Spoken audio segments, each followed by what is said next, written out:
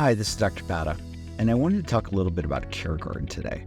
I know that there have been questions about it, and I wanted to make sure that I'd addressed it. I think that it's really important to understand the purpose of CareGuard and how it works in facilities. CareGuard is a certification procedure. It allows the facility to specifically say, hey, we have a standard of care that is above the federal requirement. It's above what JCO requires. And it allows the facility to differentiate itself amongst other similar facilities. Right now, a JCO inspection occurs every once in a while, maybe every 1 year or 2 years, or even 3 years, depending upon the situation.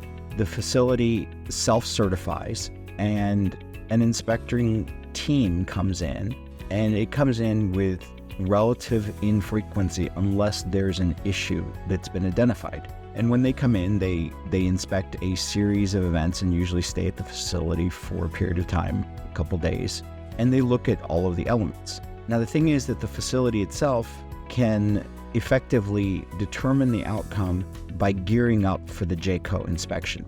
And we see this all the time. People come in and they go, oh, you know what, we're getting a JCO inspection, or we're getting this inspection from a federal agency, and it's going to happen in the next month. And so we got to get ready for this.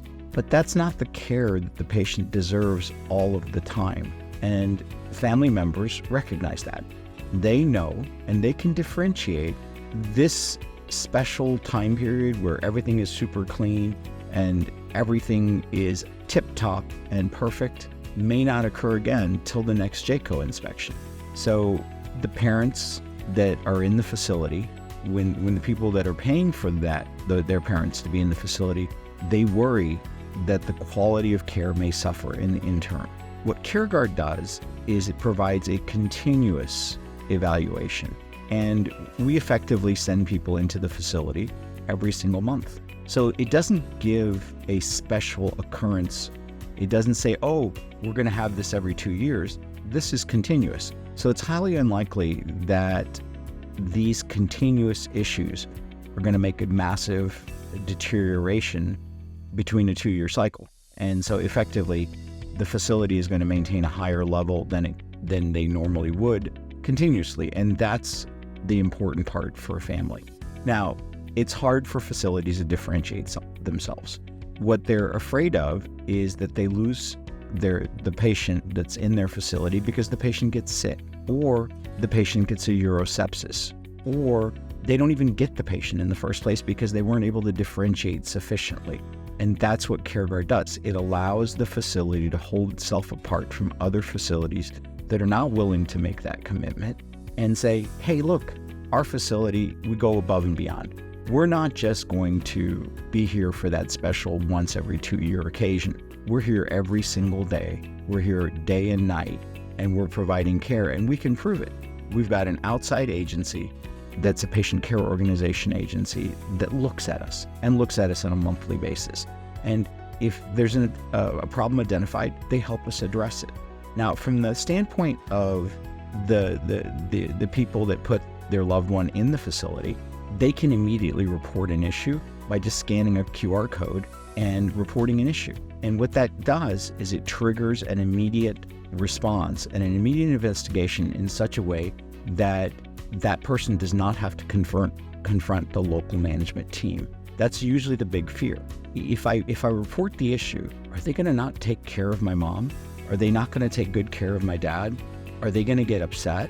And this allows a non-confrontational reporting method, and it allows it to go straight to the ownership group. Sometimes the ownership's not even aware of what's going on at the service because it's being hidden through management. Sometimes the management tries to keep the ownership group oblivious to some of the things because they want to handle it internally. And that's great. I mean, we want things to be handled at the right level and as efficiently as possible. But what we don't want is a situation where the ownership group is oblivious to what's going on. So that's the essence of the CareGuard protocol. Historically, what hospitals worry about is, how is my patient doing in the hospital and how do I keep my beds full? What nursing homes worry about is, how do I keep my patient from going to the hospital?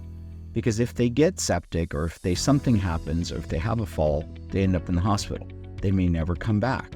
And what the staff worry about is, how do I deliver the most awesome care to these patients to keep them comfortable? And so there are different levels of things that happen between these three concepts: the hospital, the nursing home, and the staff. And all the while, what the true issue that we're dealing with is this issue of senescence. What we want to do is we want to avoid a period where patients have discomfort or they have difficulty on a day-to-day basis. We want patients to have as healthy of a lifespan as possible and to be fully functional. And that can be done through lifestyle management. And that's what we end up helping these patients do. We're not delivering so much direct patient care as we are providing guidance to help reduce hospital admission, to help reduce the cost of patient recruitment, help reduce the risk of litigation, and to improve the patient outcare. What we're trying to do is to increase something called health span. We want that patient to be as healthy as long as possible so that they have the least amount of difficulty or suffering.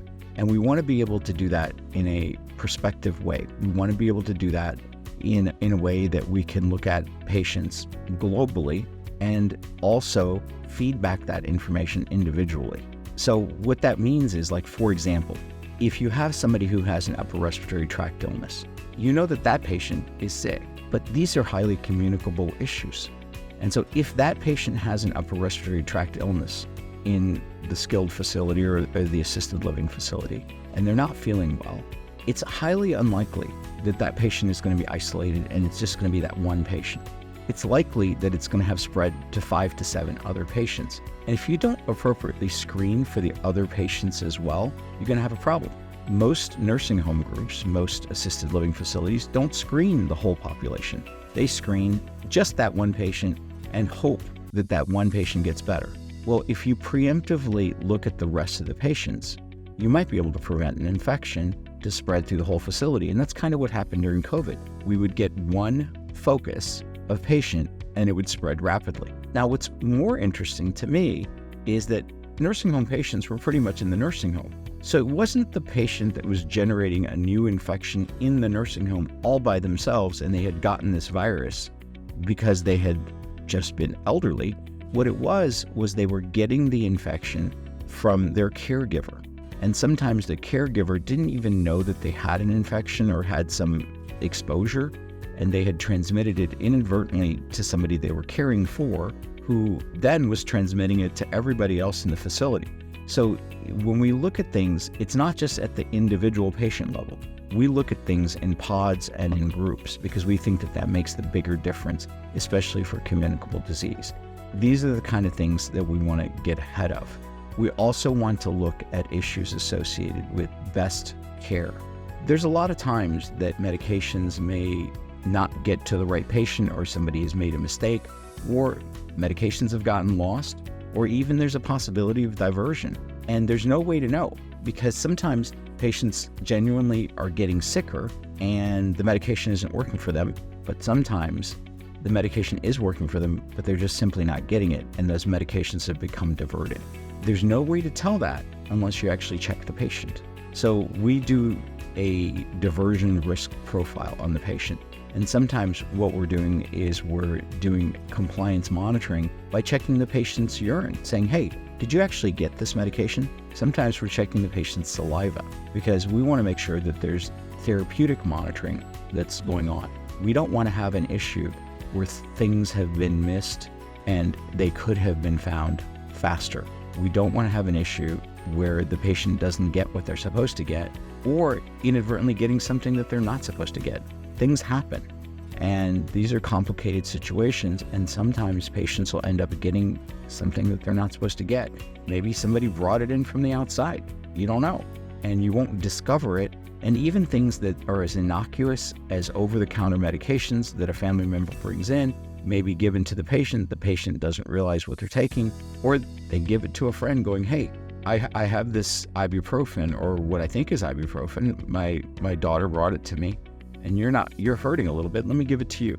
And before you know it, you've got medication that's being given inside a facility and you don't even know it. And the only way you pick it up is through therapeutic monitoring. So that's one of the things that we're really pretty aggressive about, is trying to make sure that we actually know what's going on. And that's part of laboratory testing. We arrange it so that we look at patients about every month. It's part of our CareGuard 360 program.